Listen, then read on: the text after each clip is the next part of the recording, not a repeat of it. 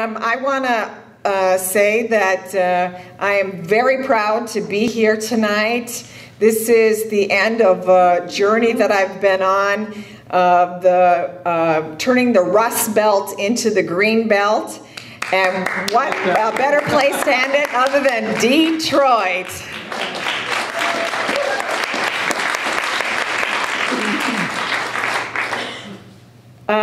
This has been a very long journey for me, and a lot of people want to know, how did Cheri Honkela decide to be the first formerly homeless mother, single mother, to decide to run for one of this country's highest offices? And I have to tell you that when I first heard about it, I received a letter in the mail from Dr. Jill Stein, and she said, Cheri, would you agree to be on a short list to run for vice president? And immediately my ego filled this whole room. I was like, whoa, I get to tell everybody that somebody wants me for vice president. But then immediately I had the same kind of joy, like, thank God, after they vet me and find out I've been arrested over 200 times, they'll never pick me. And I don't have to have the stress of, traveling all over the place and going further financially, downwardly mobile, and, going without sleep and all of those kinds of things, and not having, my 9,000 skeletons that have never been in the closet on display for the entire world. But needless to say, a couple weeks later, I then got the phone call. And I thought Jill was just calling me to say, hey, Cheri, great, thanks for agreeing to be on the short list, but no thanks. But it didn't work out like that. She said instead, Cheri, she didn't use these words, but it was pretty much like, Cheri, we want you, your baggage, and your skeletons.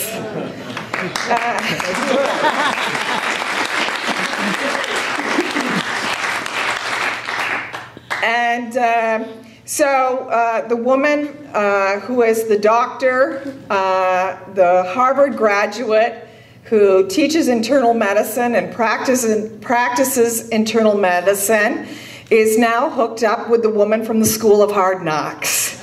And it's a great combination.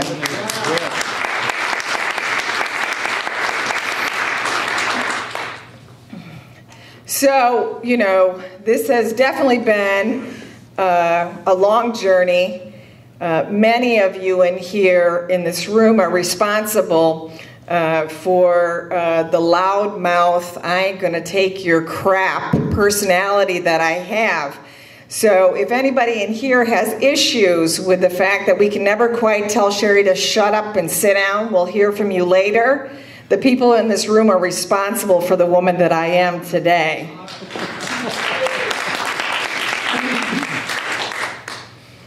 And so I've taken some of those lessons that I've learned from, Marion, General Baker, Maureen, I could just go on and on around this room here, and I've decided to pass them on to Dr. Jill Stein. That was my responsibility as the vice presidential running mate. And so one of the very first things I asked her to do was like, hi, Jill. Can you go to jail with me next week in Philadelphia? And, so the next thing I knew, Jill and I were taking over the headquarters of Fannie Mae, and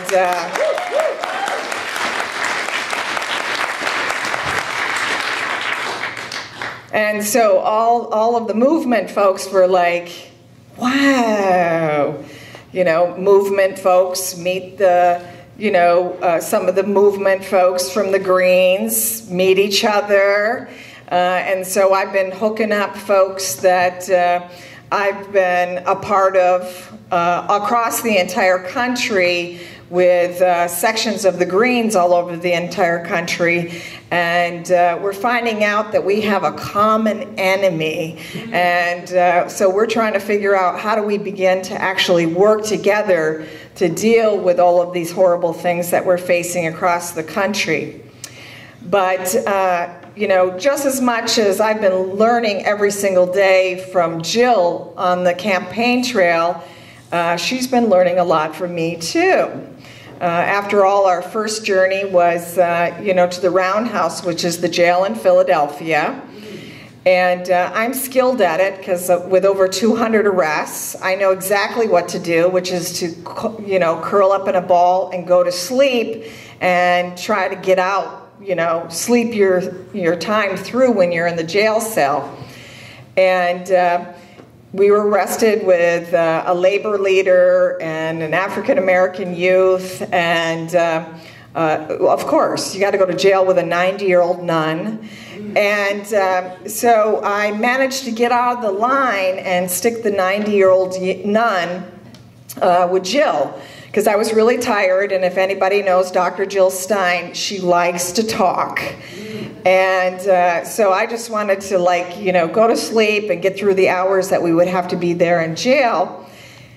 And as soon as I laid down next to the toilet, and I was in there with about 15 other women, next thing I know is I heard John, this young African-American male that went to jail with us, stand up, hold on to the bars, and say, dun, dun, dun. I just want to let everybody in jail here know that we have a couple celebrities. We have Dr. Jill Stein and Cheri Honkela running for president and vice president of the Green Party. You know, I, of course, immediately became horrified and tried to act like I don't know who he's talking about. And Jill immediately goes over to the bar and says, "Hi, everyone. I'm Jill, and I'm on the Green Party ticket." And then he begins to ask her questions for like 24 hours, it seemed like. And she was so gracious to answer every single question about every issue in America. And by the time we got out of jail, Jill had recruited everybody into the Green Party, and Sister Margaret McKenna had prayed for everyone.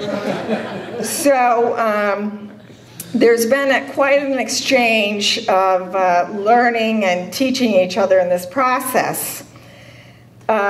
But I just also want to say that as I've been traveling around the country and talking to folks, I had said earlier today when I was talking to some of the folks from Occupy that, you know, it's like a moment that I had one time when I had traveled to Gaza. And I was sitting in the room with a bunch of folks from the human rights organization in Gaza. And as we were sitting in there, this is right before, you know, the absolute stuff hit the fan there, and they couldn't concentrate on the discussion because they were getting up and going outside the door and on phones, and then coming back into the room, and a couple of the men would like start crying in front of us and all of that kind of stuff. And I've been in those similar living rooms with those similar feelings across the entire country. And basically what I'm talking about is running for office during a period of time in history right now when people know something is big and something is coming. And I'm not talking about the storm Sandy on the East Coast either. And this was further brought to me as, you know, I figured, you know, we had, you know, busted our tails trying to get on the ballot across the entire country. And I figured, you know, in Pennsylvania, it takes 2,000 signatures for a Democrat to get on the ballot, 2,000 signatures for a Republican. And of course it's fair, the Greens have to get 20,000, and then they have to get 40,000 in order to survive the legal challenge. That's fair, right?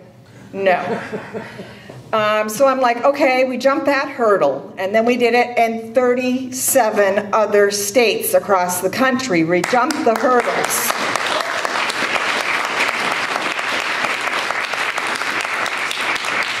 And we did it in the heat, a new kind of heat in our country, right? The heat of the summer, when 103 is actually 110, and people are dropping left and right, and they're issuing heat warnings, and you're not supposed to go outside. We were collecting the signatures.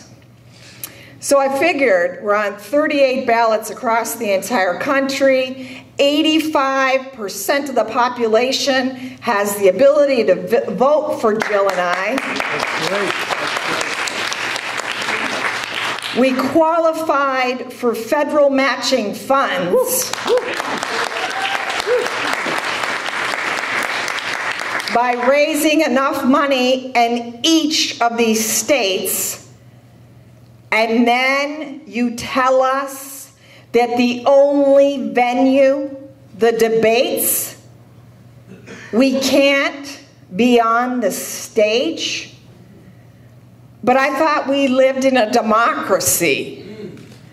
I thought that if it was mathematically possible for candidates to win the White House, that was the only thing that we needed in order to be a part of the debates. Well then, you know, I had to learn, well, this is how the debates work. The Democrats and the Republicans get together and they decide who's going to be a part of the debates. And that is sponsored by 10 corporations. It reminded me something similar to the Hunger Games. Have you all seen the Hunger Games in here? Well, you know, I don't do fiction. I don't have time for fiction. But I decided, you know, a bunch of folks said, Cheri, you have to see the Hunger Games.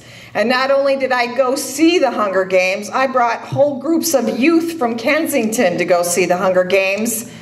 And they loved the show, the movie. And they said, you know, but Cheri, the thing that's scarier is in the Hunger Games, each of the districts fight and they kill each other in order to get food for their districts. And the young people that I brought said, you know what though, Cheri? This is much worse. I mean, our lived reality is much worse than what we see in the movies. And that's what's happening across this entire country. Our young people are engaged in the Hunger Games while our politicians are engaged in this theater. And all of us sitting out here think there's actually a debate that's taking place on television. As we become obsessed with talking about things like Mitt Romney doesn't like Big Bird. Why weren't they talking about mass incarceration? Right. How 1 in every 9 African American males is in prison?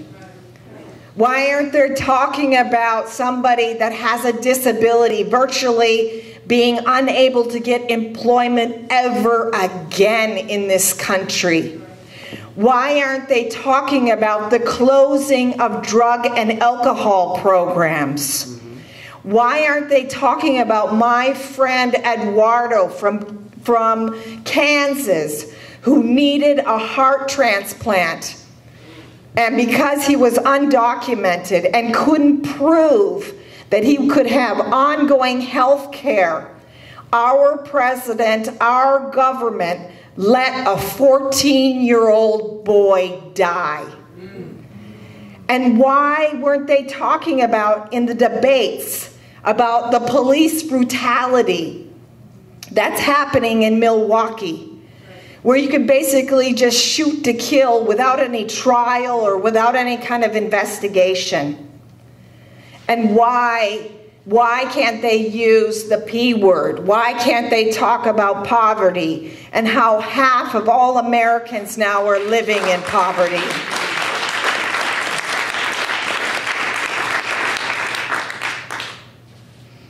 You know, when I heard some of those debates, I just wanted to, to get up and go take a shot or something every time they said the middle class, right? It was like a contest between who could say the word middle class in Israel, every 5 seconds. It was amazing. Anyway, and they didn't talk about gay marriage. They didn't talk about domestic violence and how our battered women's shelters across this country have been full to capacity for years now. And there's a direct correlation between the rise in deaths of women across this country. And they didn't talk about the closing of schools. You know, Philadelphia, we like to follow Detroit, right? You know, first we inherited you guys as public housing guy, and he engaged that great guy. And, he demolished all the public housing there. And then now we're trying to follow you guys by closing 64 schools. And the proposal to privatize everything. Soon we'll have to privatize the air. We'll have to walk around and pay some corporation for a few minutes to breathe.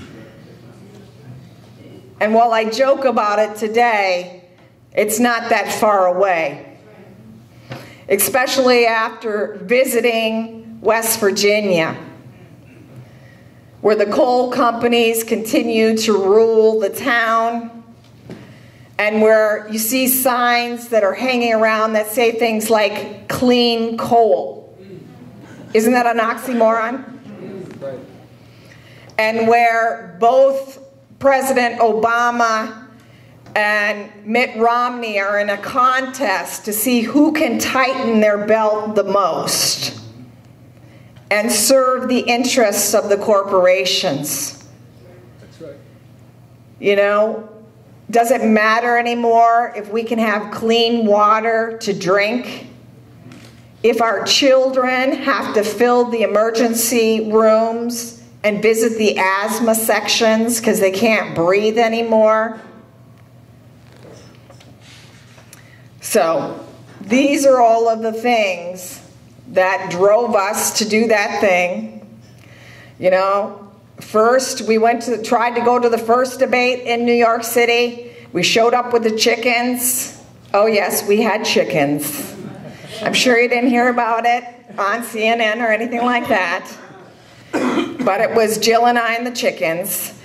We were trying to make the message that the men needed to move over, let the women in, and let us talk about saving Mother Earth, our planet, and our sons and our children and the next generation.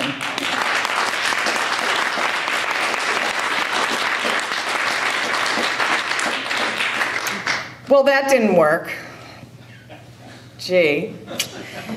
So then we went to Kentucky. You know that thing, the vice presidential debate? I was so excited for that one. I mean, could you imagine Biden, Ryan, and Cheri Honkela? With all of my years of welfare rights behind me. I was going to make up for 25 years of being told as a poor woman in this country to go kill myself. I was going to get all that rage out that night. But instead, I had to walk the streets of Kentucky with members of Occupy. We made an austerity wagon. And we put somebody that was dressed up as Obama, somebody that was dressed up as Mitt Romney, and a bunch of workers in workers' gear, a doctor in a doctor outfit, a police officer, different people that represented the workers and myself. and we pulled this big wagon through Kentucky with the both of them in the back of the wagon. And around the wagon, we had a really important message that was the austerity message from both candidates, which is, we know you have 2 jobs, go ahead and get a couple more. So, yes, and we brought the chicken there too. And, you know, we walked through the streets of Kentucky with the austerity wagon and the chicken, and no, we were not let into the debates. So then when the debates went back to New York City again, we went to New York City. And we, you know, brought a bunch of media with us. Oh, I'm sorry, mostly international media. And we got up to the gates on the university, and we figured, you know, we're going to ask for somebody that represents the Commission on Presidential Debates. Certainly they're going to send somebody out because the polls show that if people were to vote today, over 3.2 million people would vote for us. So certainly you can't do anything bad to people that have that big of a base, right? Oh, this is the US.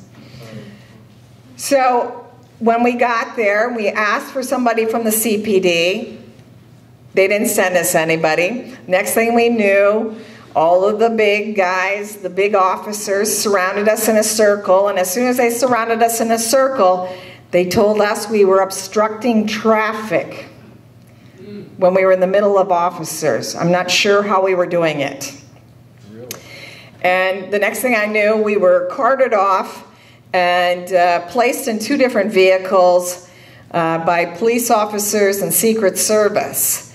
Then we were taken to a Winnebago, and Secret Service hung out with us for a little bit, took our photographs, and then put us both into a paddy wagon, drove us 10 miles away to a secret location and a secret warehouse in the middle of nowhere. Wow. And on a metal chair, we were both handcuffed sideways with our hands in one position. You know, now this was okay the 2nd hour, maybe even into the 4th hour. When it got to the 5th, the 6th, and then over 8 hours, we were devastated. In my 200-some arrests in this country, I've had horrible experiences in jail. But never did I believe that running for one of this country's highest offices and having the ability to have 85% of the population qualify to be able to vote for us, that we would spend 8 hours handcuffed to metal chairs with nobody knowing where we were. And so we clearly knew that in this country, democracy no longer exists. And we are in serious trouble. And we need to start talking about this. We need outside help. We need outside election observers. We need international media to cover the plight of people living in our country. And we need to begin to use whatever kind of outlets to get out the truth about what's happening in this country. So we decided as a campaign to file a lawsuit against the Commission on Presidential Debates.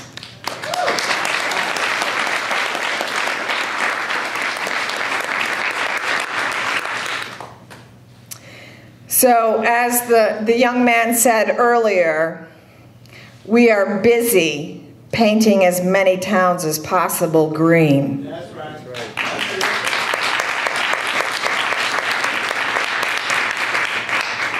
You know, and my older son always told me, you know, Mom, don't ever believe anything good they tell you about in the papers, so you can keep your ego in check.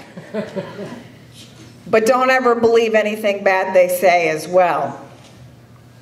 And there was an article that came out in one of the newspapers in Philadelphia which said, is Cheri Honkela going to be single-handedly responsible for destroying the Democratic Party in Pennsylvania? I didn't know I was that powerful.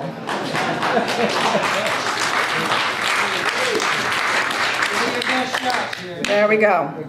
You know, and after this campaign, I might as well just get the tattoo, spoiler. You know? But I've learned from some very courageous women that are in this room and other parts of this country that you can't do this thing if you're interested in being popular. And there's a beginning and there's a start. And it's always hard for all of us here to be the ones out front. But we know that this snowball is going down the hill right now. And it's gaining momentum, and it can never go back to the way it was before. For the first time in history, Amy Goodman held the expanded debates. Right.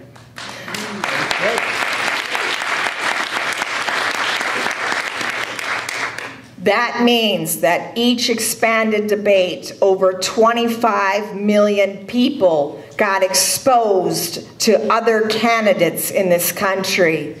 So do you think in 4 years from now, the progressive movement is going to say, like, oh, that's right, we only have 2 parties? No. Hopefully we're going to be organized to demand that never again in this country, if we do our homework, we get the numbers, and where it's mathematically possible for people to win the White House, damn it, the American people should decide who should be in the White House.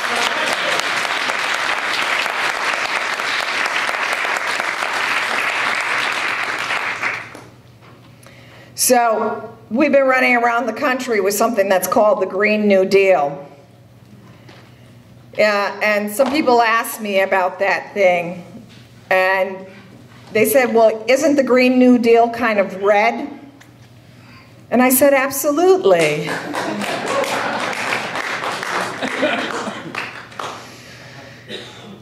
Yeah, the Green New Deal is about what's possible in one of the richest places in the entire world.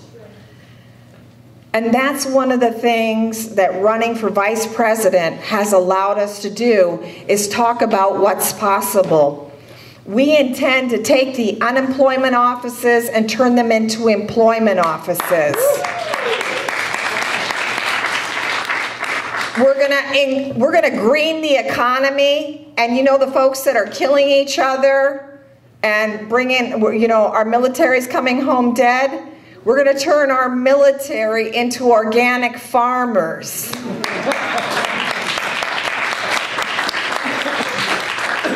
We're going to forgive student debt. Yeah. For some reason, every college campus we've spoke on across this country, nobody's disagreed with us. I guess young people are tired of spending their lives after they graduate from college like indentured servants. They want a future for themselves and for their children. But we're also going to break up those big banks. And we're going to tax the rich.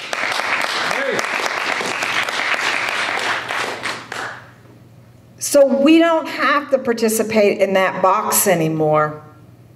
We don't have to talk about how we're going to balance the budget. There's enough to go around for everybody. They just don't mean us. So we're getting organized. We're going from neighborhood to neighborhood. I'm proud to say in Pennsylvania right now, the Greens are the fastest growing political party in the state of Pennsylvania.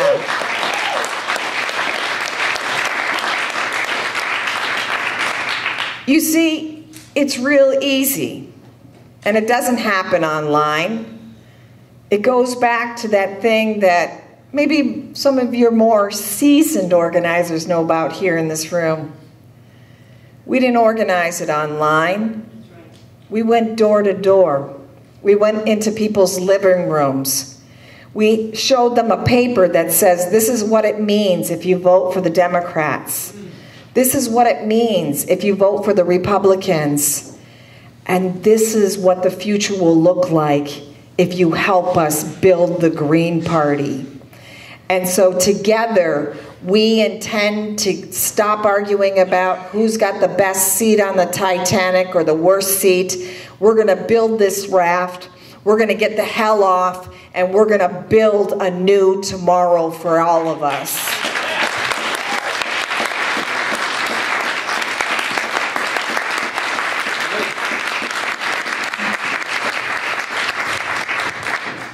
So we've only got a few days left of this campaign. I'm going to be weathering the storm, literally, on the East Coast. Jill's going to be in Texas, and we intend to go by way of Ohio. Oh, how dare us.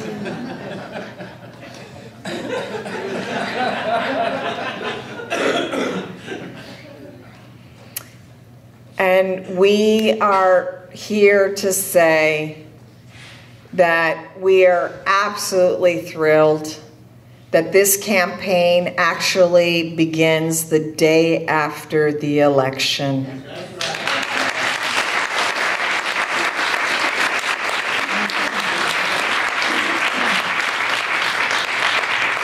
We need you to declare Election Day in Michigan a national holiday. We need you to take the day off, take your kids with them, write them an excuse, and we need you to work the polls. And we need you to have them dare call you a spoiler.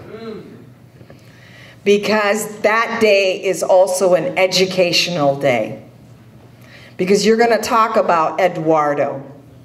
You're going to think about all those brothers and sisters that are sitting in prison right now. And you're going to think about this next generation. And we're going to begin to build this thing. And then in a few weeks from now, we're going to announce running tons of people across this entire country on the Green Party. And we're going to support the folks locally here that are already running. And in 4 years from now, if we're able to get even 5%, it means 4 years from now, we'll start the next presidential campaign in this country with $20 million. Now, let me tell you, we do everything on $1.87. Can you imagine what we could do with $20 million? You look out. Thank you, everyone.